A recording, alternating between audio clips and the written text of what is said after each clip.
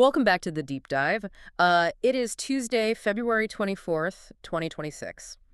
And if you are currently standing in a stagnant security line at O'Hare, Or maybe you're a contractor waiting on a federal check that just didn't arrive last Friday. right, you already know the headline. The Department of Homeland Security is effectively out of money. Yeah, appropriations officially lapsed on February 13th, so we are well into a partial government shutdown at this point. And I think it's important to state right up front that this doesn't feel like the usual budget theater. It isn't about decimal points or the debt ceiling. No, the vibe is entirely different this time. It really is. It is.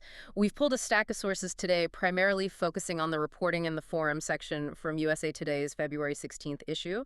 And it paints a picture of a government that isn't just broke, it's ideologically paralyzed. Right. The entire standoff is revolving around one single agency, Immigration and Customs Enforcement, ICZ. Exactly.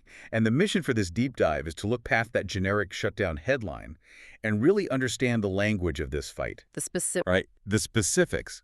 We need to unpack why the Senate is deadlocked. Look at the incredibly polarized letters coming from actual voters. Right. And I really cannot stress this enough, we have to talk about lasers and party balloons. Yes, the El Paso incident. Yeah. It honestly sounds like a joke, but it might actually be the most important story in the stack. It illustrates the chaos perfectly. Uh-huh. A perfect storm of high-tech ambition and, well, bureaucratic incompetence. Yeah. But before we get to the lasers, let's look at the money, or I guess the lack thereof. The lack thereof, yeah. Why are we here? Because usually shutdowns are these broad, messy affairs. This one seems like a sniper shot at one specific target. It really is. The blockage is coming directly from Senate Minority Leader Chuck Schumer.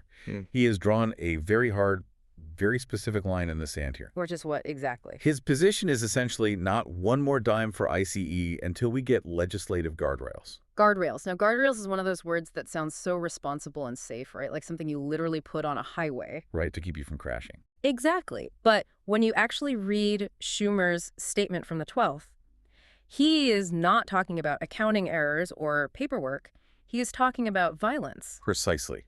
He released a video statement that was incredibly blunt. He explicitly accuses the current legislative proposal, which is the Republican bill, of funding an agency that is completely out of control. And he lists specific behaviors, right? I have the transcript right here. He does. He lists 3 specific behaviors he wants banned. And the details are pretty harrowing, to be honest. Yeah, the first one he mentions is smashing in doors without warrants. Which is obviously a massive Fourth Amendment nightmare if that's true. Right. And then he mentions agents wearing masks to not be identified. And then the third one, and I think this is really what's driving the emotional heat of this whole standoff, he mentions using children as bait for their parents. Yeah, that phrase right there, children as bait, that is the showstopper. It turns what is normally a dry budgetary discussion into a full-blown moral emergency. It frames it totally differently. Exactly.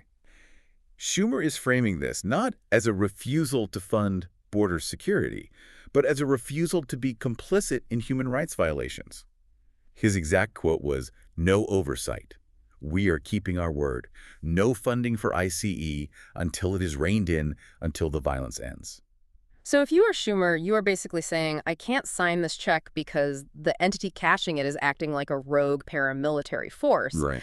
But obviously the Republicans, led by Senate Majority Leader John Thune, they aren't looking at it that way at all. So what is their counter-argument in this? Well, what's interesting in our source material is that Thune isn't really engaging with that specific children as bait accusation. Instead, he is pivoting to the broader systemic risk. Defending the whole umbrella. Exactly, the DHS umbrella, which is massive. He's arguing that Schumer is essentially burning down the entire house just to kill a spider. Because DHS is a lot more than just IC. It's the Coast Guard, it's FEMA, it's the TSA, it's cybersecurity. Right. Thune went on Fox News and made the argument that by blocking this bill simply to punish ICEs, Schumer is effectively defunding the entire national security apparatus. Wow. Thune's stance is that Democrats are holding the safety of the American public hostage simply because they have a policy dispute over how we enforce immigration laws. So it's a classic unstoppable force versus immovable object scenario. You've got Schumer standing on a moral absolute of I won't fund violence, and Thune standing on a security absolute of "you are endangering the homeland." And in the gap between those two absolutes, the funding expires and the lights go out. Yeah. Now, usually when politicians get into these deeply entrenched positions, the public is sort of rolling their eyes, right? Thinking, oh, there they go again, playing politics. Sure. But looking at the forum section of USA Today, where they publish letters to the editor about this, the public doesn't seem checked out at all. Not even a little bit. They seem just as radicalized as the Senate. The feedback is incredibly intense. And what strikes me looking at these letters is that the readers aren't just disagreeing on policy. They are describing completely different realities. Completely. Let's look at the letter from Lee Rice out of California. This isn't someone just asking for general reform. No, Rice represents what you might call the moral abolitionist view. The letter explicitly calls for ICE to be abolished entirely. And look at the specific imagery used there. Rice describes ICE as an occupying force in American cities. Occupying force. That is heavy. It is. That's language you use for a foreign army, not a domestic law enforcement agency. Exactly. It implies that the agency has zero legitimacy. Rice actually calls the practice of rounding up people based on skin color a shameful abomination. A shameful abomination. Right. So if you hold that view that the agency is literally an abomination, you don't want guardrails. You want the agency gone. There is no middle ground to negotiate. But then you flip the page, you've got Brandon Martin from Connecticut, and if Rice thinks ICE is the ultimate villain, Martin thinks ICE is the only hero left. Yeah, Martin's argument is purely utilitarian. He dismisses all of that abomination talk entirely.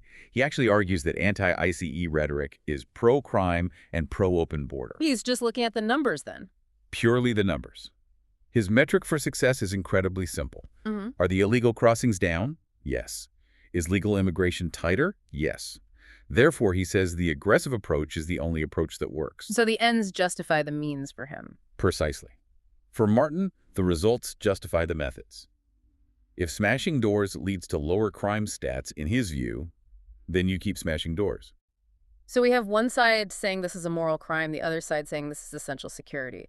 But there was a third letter that I found really interesting because it just didn't fit neatly into either of those two boxes. John Burgess from Texas. Yes, John Burgess. Burgess is the reality check in this debate. He's not arguing about the morality of the tactics or quoting crime stats. He's looking strictly at the economics. He used a great metaphor in his letter. He called the current tactics sifting sand to find a nugget. Which is a brilliant critique of efficiency. But his bigger point is really about hypocrisy.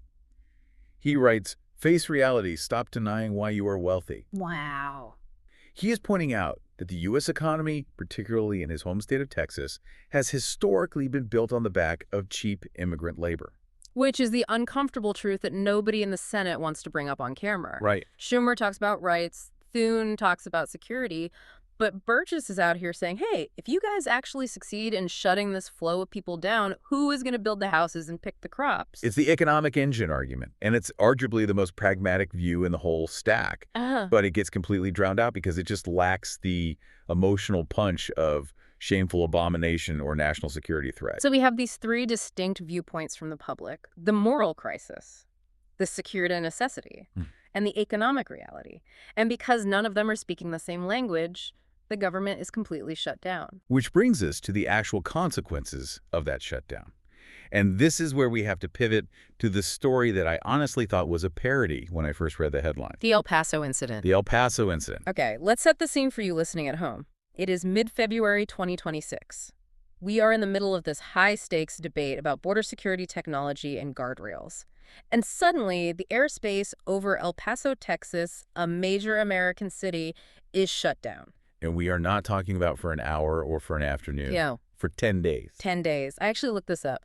That is a longer, continuous airspace closure than we saw after the 9/11 attacks. It is entirely unprecedented for a non-war scenario. So naturally, if you live there, you assume there's a massive threat, right? Right. A dirty bomb, a terrorist cell, It was a laser. a laser. Specifically, a high-powered military laser system. Okay. Here is what we know from the reporting in USA Today.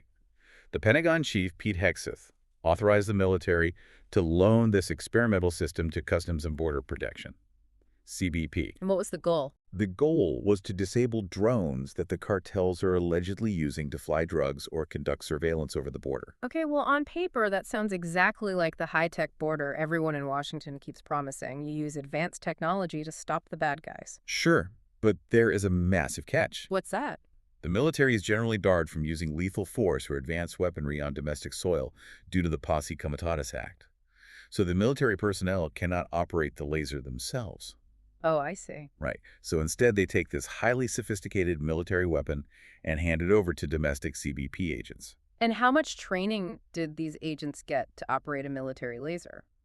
The reports say a few days of training at Fort Bliss. A few days. To operate a literal laser cannon. Exactly. What could go wrong? So on February 9th, CBP agents spot an object in the sky. They identify it as a cartel drone incursion, and they fire the laser. They just shoot it. They shoot it. Transportation Secretary Sean Duffy even jumps on social media right after to praise the swift action taken against the threat. Victory for the high-tech border. Except when they went out to recover the wreckage of this highly advanced cartel drone. It wasn't a drone. Please tell me it wasn't a bow. It was a party balloon. Oh my God. Mylar and helium. A party balloon. They fired a military laser at a party balloon. Yes. And this is where the fog of war turns into total bureaucratic chaos. Yeah. Because the FAA, the agency actually responsible for keeping commercial planes from crashing, had absolutely no idea this experimental laser was even operating. Wait, nobody told the FAA? According to an administration official who spoke anonymously, the FAA was completely blindsided. Wow. They suddenly realized that CBP was shooting high-powered lasers into the sky right near commercial flight paths. Lasers that can blind pilots or bring down aircraft. So the FAA panicked. They shut down the entire airspace sector. For 10 straight days? For 10 days. The official said the FAA administrator acted unilaterally. They didn't even notify the White House or the Pentagon first because the safety risk was so ambiguous and terrifying. They simply didn't know who was shooting or what they were shooting at. Which circles right back to Schumer's point about guardrails, doesn't it? It completely validates his argument in a way no political speech ever could. Representative Veronica Escobar, who represents El Paso, called it incompetence at the highest levels. It really is. Her argument is very straightforward. If this agency is so jumpy or so poorly trained that they are mistaking party balloons for cartel drones and shutting down American airports in a panic, can we really trust them with no-knock warrants? It totally undermines Thune's national security argument, too. Thune argues we need to fund DHS to keep us safe. But in this specific case, DHS was the source of the danger. Exactly. They disrupted commerce and travel more effectively than the cartels ever did. It is the deep irony of the whole situation. That hyper-aggressive posture, the shoot-first mentality that Brandon Martin praised in his letter, actually resulted in less security and way more chaos. And you know, while we can laugh about the balloon, because, come on, it is ridiculous, the shutdown itself has real consequences that are not funny at all.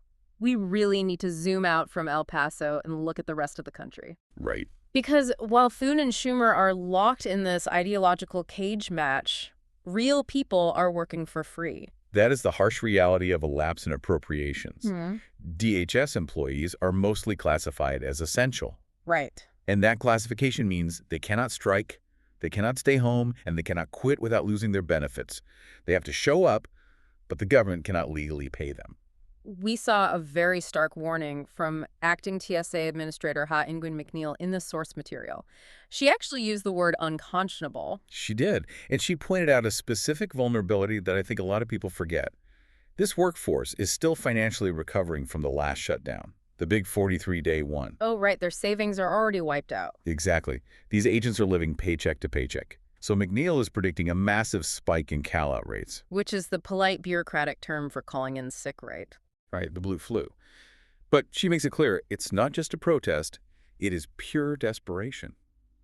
If you aren't getting paid, you might literally need to call in sick so you can drive for Uber or pick up a shift at a construction site just to buy groceries for your family. Which means the person screening your bag at the airport is stressed, financially terrified, and probably covering the workload of a missing colleague. That seems significantly less than secure. It degrades the actual security layer significantly. And it's not just the TSA. Look at FEMA. Administrator Greg Phillips warned that disaster relief reimbursements to states are completely stopping. And we are creeping right up on spring storm season. Exactly. If a tornado rips through a town in Kentucky tomorrow, or if a hurricane forms early in the Gulf, the federal checkbook is closed. FEMA can physically deploy people, but they can't pay for the recovery. States are being left completely exposed. And the Coast Guard. Because I feel like they always get the short end of the stick in these big DHS fights. They really do. Vice Admiral Thomas Allen, noted that 56,000 personnel, that's active duty reserve and civilian, are facing pay interruptions. 56,000. And the kicker is that they are suspending non-critical missions to save money. What exactly counts as non-critical for the Coast Guard? Often it's training maintenance and routine patrols. The exact proactive things you need to do to intercept drugs at sea or prevent accidents. So in the name of fighting for border security, meaning IC, Congress has effectively hobbled maritime security, meaning the Coast Guard. It's a snake eating its own tail. We are literally degrading our actual defense capabilities to have a political fight about the philosophy of defense. That is the paradox of 2026. The political capital is so heavily invested in the symbolism of IC, whether it's shield against crime or a weapon against human rights, that the actual day-to-day functionality of the government has become secondary. So let's try to pull all this together for you. We have a political deadlock where one side sees children as bait and the other sees national safety. We have a public that is split into three completely different realities: abolition, total enforcement, or economic necessity. And we have a government apparatus that is so disjointed, it is firing military lasers at party balloons and shutting down its own airports in a panic. It leaves us in a very dangerous stalemate. The big takeaway here, the so what of this whole deep dive, is that immigration enforcement has completely ceased to be a policy issue that you can solve with numbers or budgets. Right.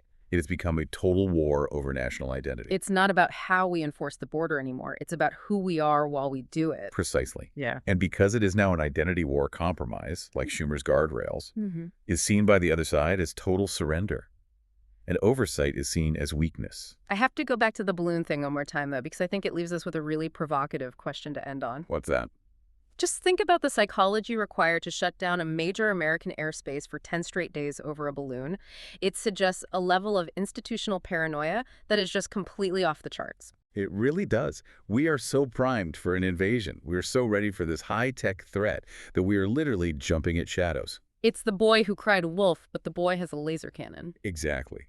If we cannot differentiate between a helium balloon and a cartel drone, are we actually any safer? Or we're just becoming a danger to ourselves? This shutdown proves that we are willing to break our own government machinery over this fear. That is a very sobering place to leave it. The airspace over El Paso is open again, but the federal checkbook is closed and the debate is hotter than ever. We will keep tracking the appropriations and the balloons. Let's hope common sense and paychecks return soon. Indeed. We will be watching to see if those guardrails ever get built. Thanks for joining us for this deep dive. Stay curious, stay informed, and we'll catch you next time.